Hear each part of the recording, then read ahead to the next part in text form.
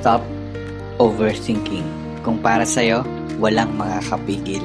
Alam mo yung minsan na sobra ka na nai-stress, di mo alam kung mangyayari ba o hindi. Yung tipong inuubos mo na yung energy mo kakaisip kung kailan, paano, at kung kaya mo ba talaga. Pero tandaan mo to, if it's God's will, mangyayari yan talaga.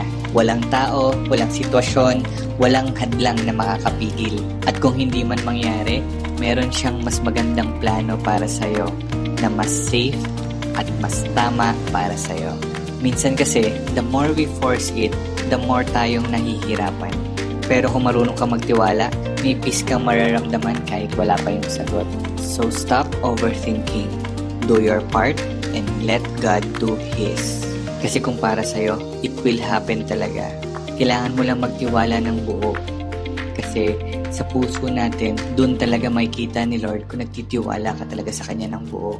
Kahit hindi man mangyari yung gusto mo ngayon, i-expect mong meron nakareserba si God na alam niyang best para sa'yo. Kahit hindi mo pa naiintindihan niya yun. Tiwala lang.